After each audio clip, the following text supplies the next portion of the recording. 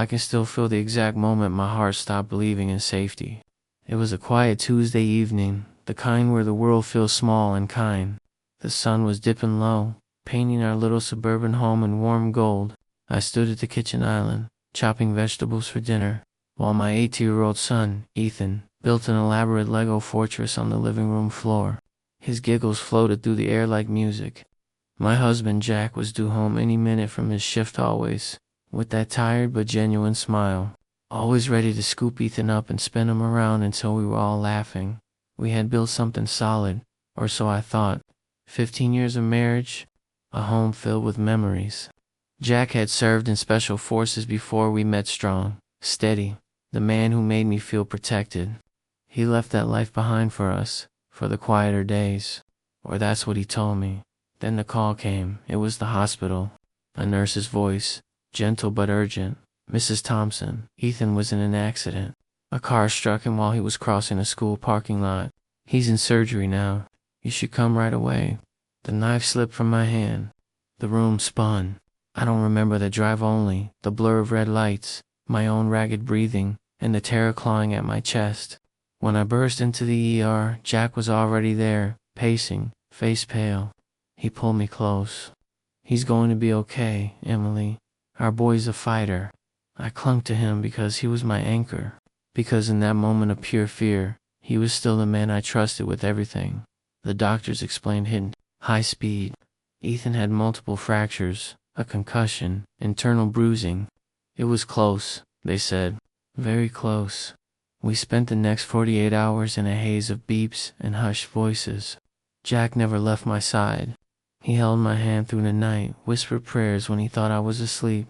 He brought me coffee, wiped my tears, told Ethan stories from his army days to keep his spirits up, even when our boy could barely keep his eyes open. I looked at Jack and thought, thank God for him. Thank God we're in this together. But late one night, while Ethan slept under the glow of the monitor lights, Jack stepped out to take a call. His phone buzzed on the chair beside me. I glanced at it, habit, nothing more, and saw the notification. Target neutralized. Payment pending confirmation. Clean hit. No traces. My blood turned to ice. I shouldn't have touched it. But my hand moved on its own. I unlocked the screen. He still used our anniversary as the passcode and opened the message thread. What I found destroyed me. Months of planning. Photos of Ethan at school, at soccer practice, in our backyard. Coordinates, timings, make it look random.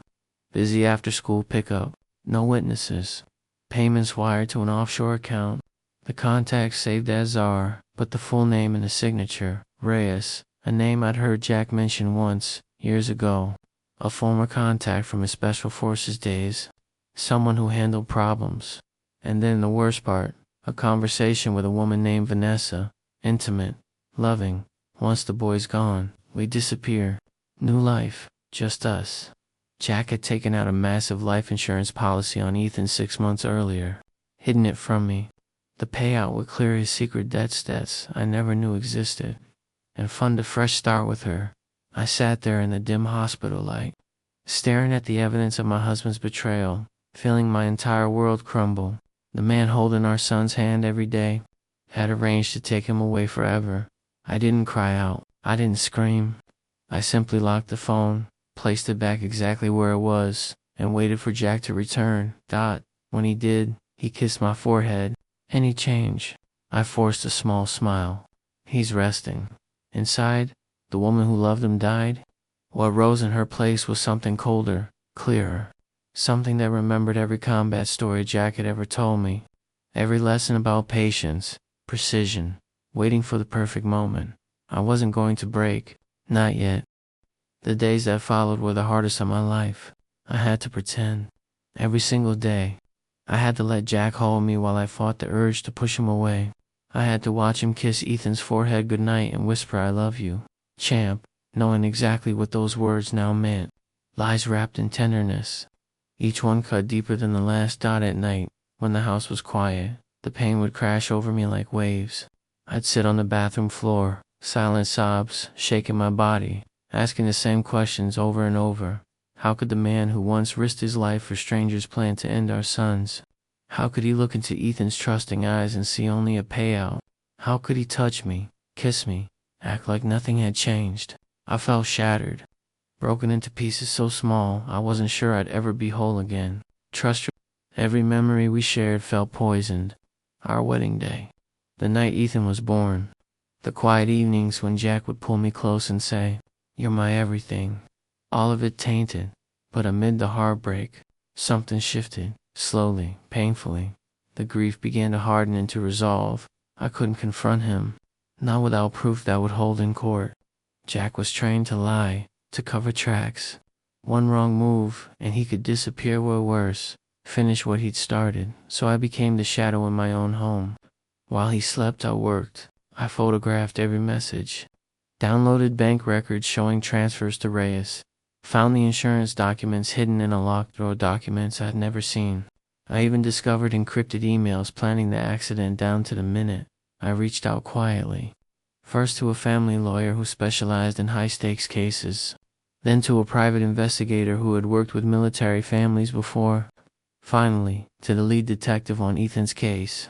At first he was skeptical. Hidden on no plates, cases cold, but when I handed him the folder screenshots, timestamps, financial trails, his face changed. "This is conspiracy to commit murder," he said quietly. "Possibly attempted murder if we can prove intent. We'll need to move carefully." No alerts. I agreed. I understood caution. Jack had taught me that much. I started wearing a small recorder during our conversations.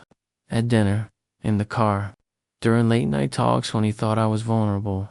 He slipped more than once. "Everything's under control," he'd say with a tight smile. "Soon things will be simpler."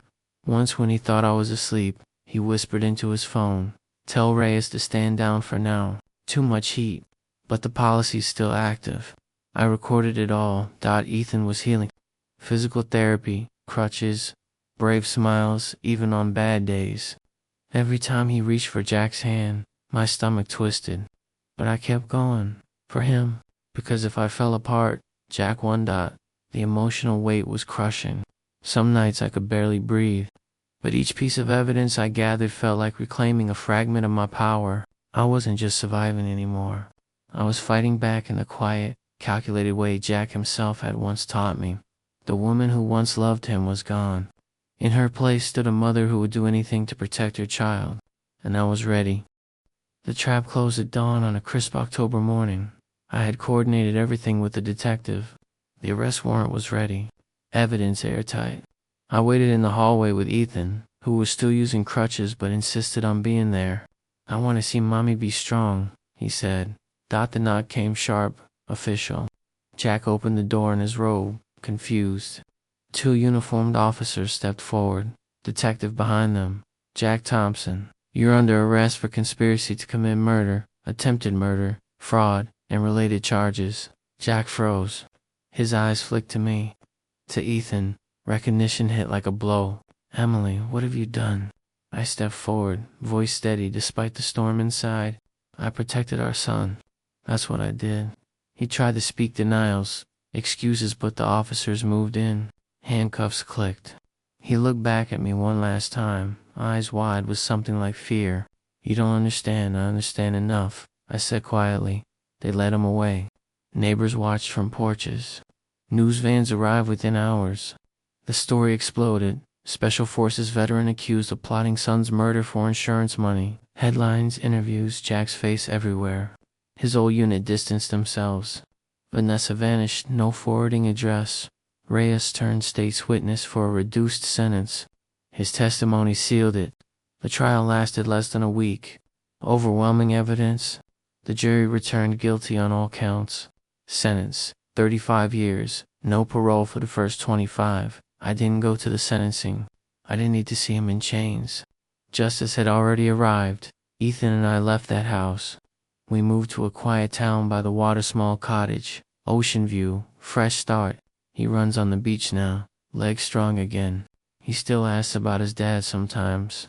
I tell him the truth, gently. Your father made terrible choices. He hurt us deeply.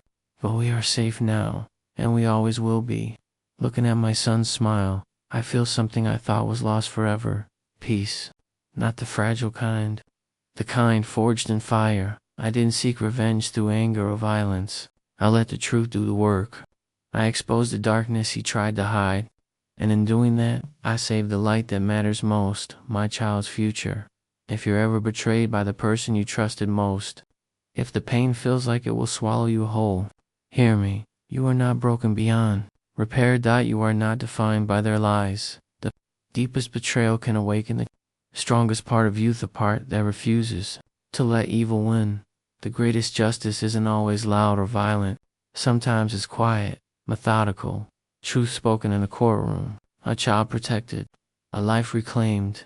When the mask finally falls and the world sees who they really are, you get to stand in the light they tried to extinguish. And that light, it feels like coming home. Breathe it in, you've earned it.